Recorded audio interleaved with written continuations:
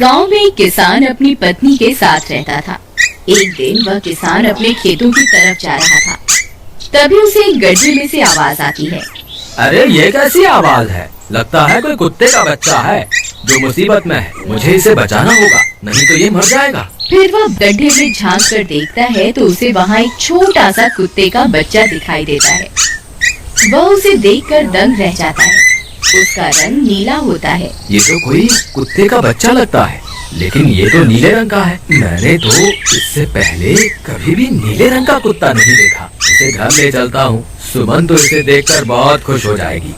फिर वह किसान उस बच्चे को निकालता है और अपने साथ लेकर घर की ओर चल देता है। अरे सुमन, जल्दी बाहर आओ, देखो मैं तुम्हारे लिए क्या लाया हूँ।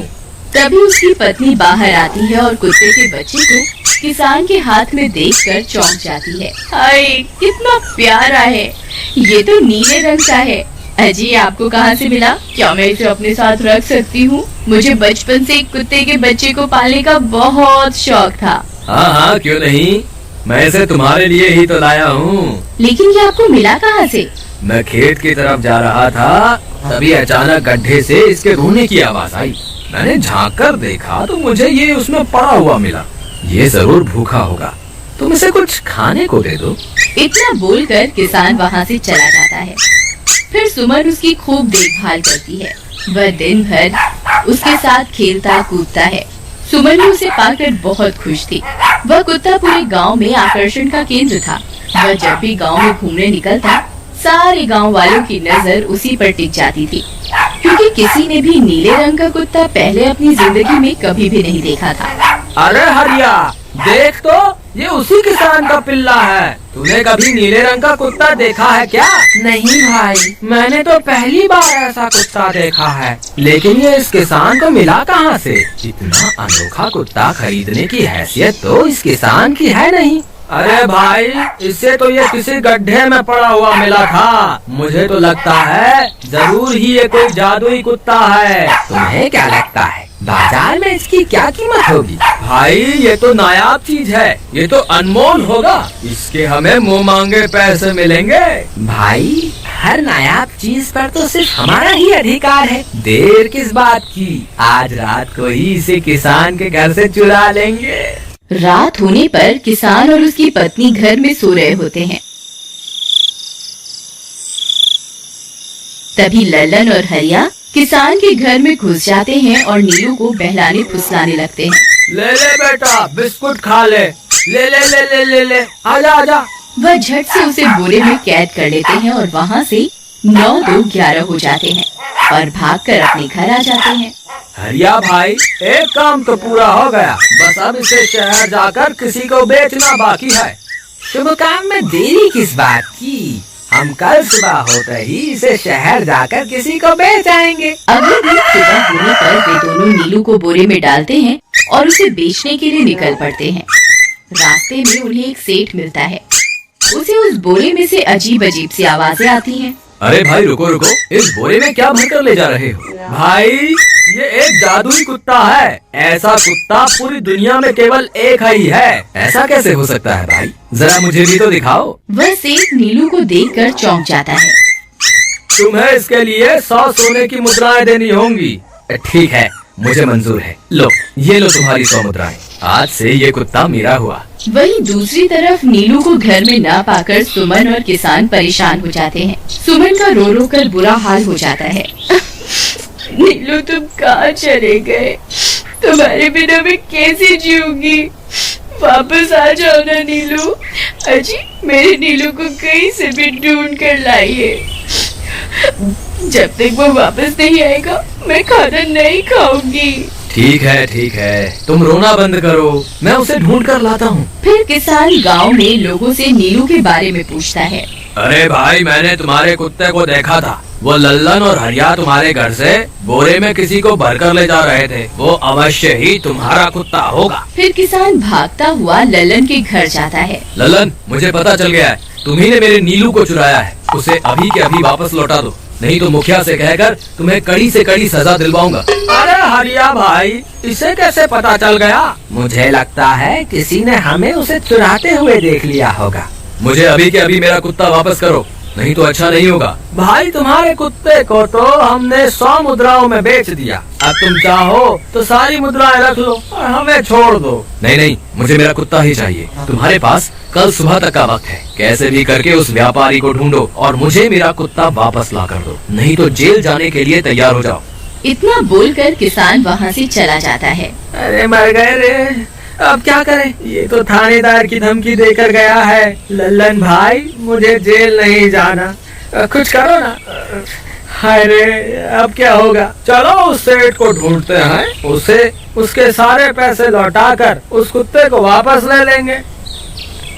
वे दोनों सेठ की तलाश में निकल पड़ते हैं, लेकिन बहुत देर तक ढूंढने पर भी उन्हें वह सेठ नहीं मिलता। लल्लन भाई, यहाँ तो सेठ का कोई नामो निशान ही नहीं है। न जाने अब तक कहाँ निकल गया होगा। अब क्या करें? हमारे पास कल सुबह तक का ही वक्त है। अरे आर्या, वो देख, ये तो बिल्कुल किसान के कुत्ते जैसा ही लग रहा है। तुम्हारी आंखों में मोतियाबिंद हो गया है क्या? बेवकूफ, किसान का कुत्ता नीले रंग का था और ये तो भूरे रंग का है। क्या तुम्हें नीले और भूरे रंग में फर्क दिखाई नहीं देता? अरे तो क्या हुआ, अगर हम इसे नीले रंग से रंग दें तो उसके बाद ये हूबहू नीलू जैसा ही दिखेगा। बात तो तुम सही कहते हो भाई। चलो फिर देर किस बात की, अभी इसे पकड़ते हैं। फिर वे दोनों उस कुत्ते को पकड़कर अपने घर ले जाते हैं और नीले रंग का पानी घोलकर उसे उसमें डुबो कर उसका रंग भी नीला कर देते हैं। अरे भाई हरिया, ये तो बिल्कुल नीलू जैसा ही दिख रहा है। फिर अगले दिन वे उस कुत्ते को अपने साथ लेकर किसान के घर जाते हैं। अरे भाई मोहन, देखो हम तुम्हारे लिए क्या लाए हैं। जल्दी आओ, तुम्हारा नीलू वापस आ गया है। जल्दी आओ। किसान और सुमन की खुशी का ठिकाना नहीं रहा। लल्लन और हरिया, तुमने गुनाह तो बहुत बड़ा किया था, लेकिन वक्त रहते तुमने अपनी गलती को सुधार लिया, इसलिए मुझे तुमसे अब कोई शिकायत नहीं है। तुम दोनों जा सकते हो। फिर वे दोनों वहाँ से निकल जाते हैं। नीलू, तुम वापस आ गए। मुझे तुम्हारी कितनी फिक्र हो रही थी। कहाँ चले गए थे तुम?